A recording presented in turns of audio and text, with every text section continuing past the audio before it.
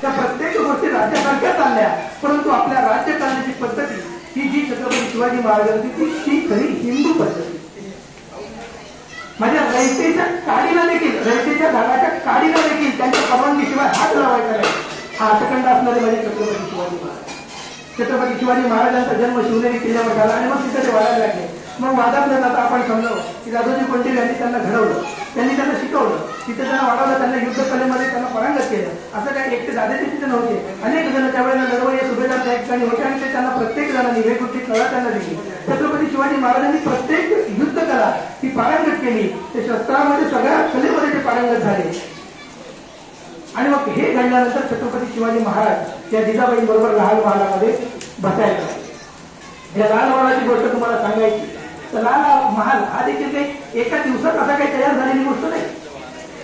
शहाजी राजाने लाल महाल तिथे बांधला आणि सांगितलं की जिजाऊ आणि शिवराजांनी तिथे थांबा होतं, जिजाऊंना राहण्यासाठी बांधला. परंतु त्याची अगोदरची गोष्ट सांगायची तर पुण्यात ज्या ठिकाणी लाल महाल बांधला गेला त्या ठिकाणी रायारावानं गाढवाचा नांगर फिरवला होता. पुण्यामधली जी जनता होती त्यांच्यावरती अक्षरशः त्यांचे शेत जाळून तिथं गाढवाचा नांगर फिरवला.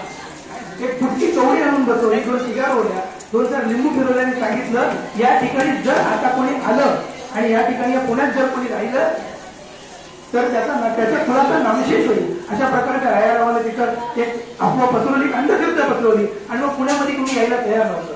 जिजाऊ त्यावेळेला राहायला आले, आपण राहायला तो आलो, पण या ठिकाणी आपण सुभेदारी चालवणार कुणावर, राज्य करणार कुणावर. आणि मग जिजाबाईंनी हाक मारली सगळ्यांना की पुण्यामध्ये राहायला या. सगळ्यात पहिलं अंधश्रद्धेचं निर्मूलन करणाऱ्या जिजामाता त्यांनी तिथे जाऊन त्या ज्या काही शिगा होत्या, जी कवडी होती, जी फुटकी, तिथे काही लिंब टाकली होती, त्या सगळ्या अंधश्रद्धेच्या गोष्टी त्यांनी उकाडून जकडून तिथून फेकून दिल्या आणि तिथं पुन्हा एकदा सोन्याचा नांगर फिरवला. शास्त्रोक्त पूजा केल्याने लोकांच्या मनामध्ये विश्वास निर्माण केला की तुम्ही पुन्हा इथं राहायला या. आता मात्र जो या ठिकाणी राहायला येईल तो दया बोधानं संपन्न होईल. ही पहिली अंधश्रद्धा संपवणार आहे. त्या स्वराज्याची निर्मिती म्हणजे केवळ स्वराज्याची निर्मिती नाही, या ठिकाणी अंधश्रद्धेचं निर्मूलन आहे. या ठिकाणी माणसाची घडवणूक आहे, आपल्या धर्माविषयीचं प्रेम आहे, आपलं आपलं प्रेम आहे. जिजाऊने ज्या ठिकाणी त्यावेळेला लोकांना बोलवलं, लोक आली घरी, पण राहून करणार काय, मग शेत करा. त्या सगळ्या लोकांना त्यांनी सांगितलं तुम्हाला बी बियाणं माझ्याकडून मिळेल, गायी पाहिजे गायी मी तुम्हाला देईन, नांगर देईन, तुम्ही शेती करा, या ठिकाणी शेती पिकवा आणि माझ्यासोबत राहा. शेती करायला लागले सगळे, पण शेती करत असताना त्यांना त्रास व्हायला लागला, रानगाड्यांचा रान करायला. आणि मग हा त्रास होत असताना सगळे जिजाबाईंकडे आले आणि त्यांनी सांगितलं आम्ही राहायला तर आलो, तुम्ही आम्हाला बोलवलं, आम्ही इथं आलो, पण आता जंगल इथं एवढं वाढलं, बरेच वर्ष तिथं लोकवस्ती नाही आणि लोकवस्ती नसल्यामुळे जंगल वाढलं. जंगल वाढल्यामुळे सगळे जे काही रानातले पशु आहेत हे त्या ठिकाणी वाढलेले आहेत. हे पशु वाढलेले असताना मग आम्ही आता इथं राहायचं कसं, आमचं जगणं इथं त्यांनी मुश्किल करून ठेवलंय, आम्ही तर राहणार कसं, असं ज्या वेळेला प्रश्न विचारला त्या वेळेला जिजाबाईंनी सांगितलं ठीक आहे, याच्यावर तुम्ही काहीतरी निर्णय करते.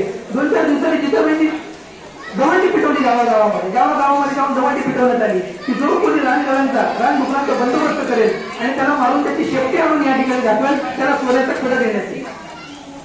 जिजाऊने केवळ दवंडी पिटवली सोन्याचं कडं आणि मग गावागावाची तरुणी मांड पुढे बाहेर पडायला लागली, लढायला लागली या रानगव्यांबरोबर, रानडुकरांबरोबर, त्यांना मारायला लागली, त्यांच्या शेपट्या कापून जिजाबाईंकडे यायला लागली आणि आपली आपली बक्षिसं मिळवायला लागली. एका दिवशी रात्री लाल महालामध्ये बाहेर काहीतरी कुजबूज ऐकायला आली, आवाज आला, कोणीतरी त्यात बाहेर जे काही पहारेकरी होते त्यांच्याबरोबर भांडण करतोय किंवा त्यांच्याबरोबर वाद घालतोय अशा प्रकारचा आवाज जिजाबाईंना मध्ये ऐकायला गेला. आणि जिजाबाई बाहेर आल्या, पाहतात त्यांनी खिडकीतून पाहिलं तर कोणीतरी एक मुलगा आहे, तो त्या ठिकाणी येऊन त्या सैन्याबरोबर किंवा त्या पहारेकऱ्यांबरोबर भांडतोय की मला मासाहेबांना भेटायचंय, मला मासाहेबांना भेटायचंय. ते सांगतात आणि मासाहेब आता झोपल्यात, सकाळी ये म्हणतात नाही मला आताच भेटायचं. आताच का भेटायचं तुला, नाही मी रानगाव आणलाय, मासाहेबांनी सांगितलं होतं ना की सोन्याचं कडं मिळेल, मी रानगाव घेऊन आलोय, मला मासाहेबांना भेटायचं. ही गडबड चालू असताना मासाहेब चालून खाली आल्या त्याला विचारलं काय गडबड.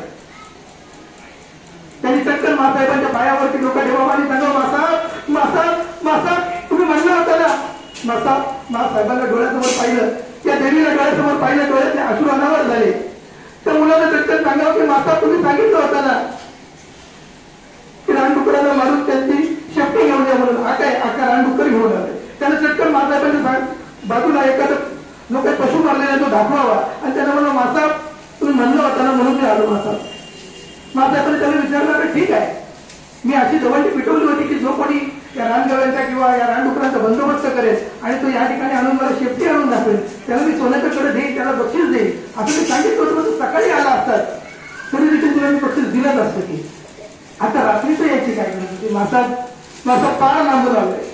मासा पार लांबून आलोय. उमरेतून आलोय. एवढ्या लांब मी इथे धावत आलो. मासा धावला नाही सकाळपर्यंत. सुरू तेव्हा परिस्थिती जर भरवलं नाही मासा. आता लगेच तुम्हाला भेटावं वाटलं. मासा म्हणलं सोन्याच्या कड्यासाठी मी तो सकाळी दिला असता ना. तेच म्हणते मी सकाळ नाही मासा सोन्याच्या कड्यासाठी नाही आलो. सोन्याच्या कड्यासाठी नाही आलो. तुम्ही आमच्यासाठी जेवढं करता येईल